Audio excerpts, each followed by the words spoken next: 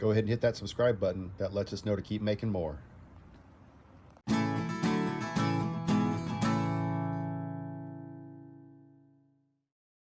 Welcome back to the Sacramento Beekeeper channel. Today we are back at our T Street location where we had our swarm about a month ago. Right down here, you'll remember from the last video, our swarm landed on this area of the tree, and we ended up identifying the parent colony being above this gate area. So we've got a couple people coming over to help and observe. So this is a double-sided fence, and it's built onto the structure of the garage. So that's why it's double-sided, and it's about as thick as the gate.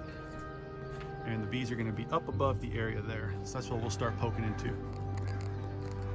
Here's the view from the other side of the gate, from the interior of the yard. So you can see how wide of a space they've got. That looks like a 12-inch wide 2x4. So we're going to pop off those little stringers. I'm not sure if that piece is one piece or not. We'll find out when we get in there. It's solid beams here, so nothing will be able to hide from us in the wall there. The colony is going to be in this top corner. You see some returning traffic. I think this colony has swarmed a lot, so the population is going to be pretty low. And I'm not sure what we'll find in there when we get in there. I can see a lot of the old propolis along the top there. We'll get the ladder set up and get a closer view for you. Stay tuned. Hold it. Nice. Wow, look at that. Gorgeous. Look at that. You can see wax moth damage. Okay, we've got 3 sections out already. A couple robber bees. We found 2 capped queen cells. There's 2 more capped right here. Several open queen cups and some cells they were working on drawing, but nothing in them. The cells are so small. This colony's probably 20 years old at least.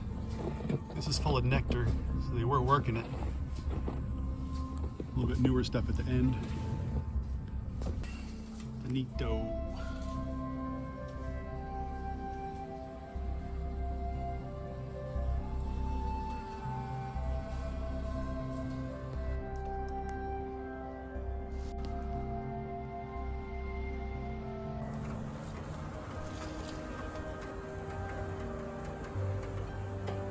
May have a swarm move in right now. No, we're not done for the day. I've got the crew out on 4 or 5 swarms right now, and we just arrived to one.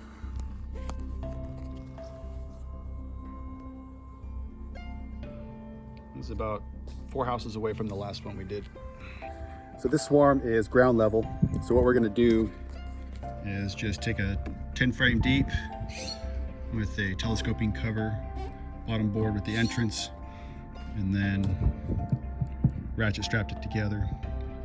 And we're just going to place it down next to the swarm and let them passively walk in. We're getting closer to dusk now.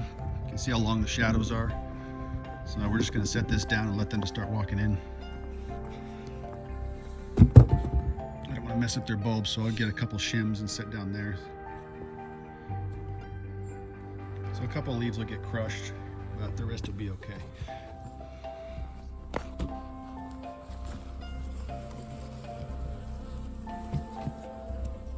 And we'll hand scoop some in there.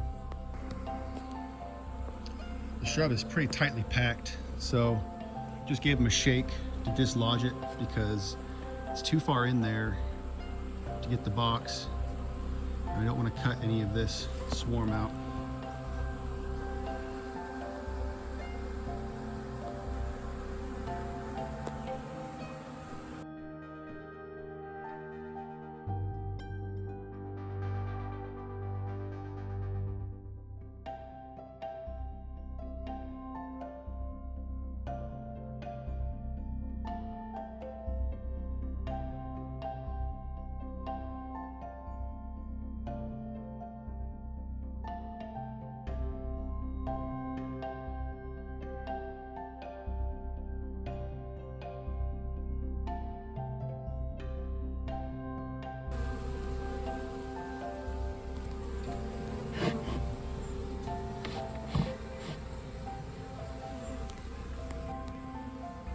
tight to reach spot, slowly pulling them over. The queen's in this group back in the back there. So we're just getting the rest of the bees over. This is where the bees will stay overnight. We'll pick them up in the morning. All right, one cutout for the day. Had the crew out on 5 swarms, and I picked up one to round off the end of the day here. Some are ground level, some are 35 feet up. This time of year, it's just all over the place. So you never know what to expect. So it's always important to get phone numbers, pictures, and contact info of the property owner. That way you can send that spread out to the crews to efficiently respond to these calls. Because the more of these calls you can respond to efficiently, the more likely people are to share your contact info for the next one. So just work with the people, do your best, and have fun. That's the most important part. This never gets old. Thanks for watching. Stay tuned for tomorrow's action.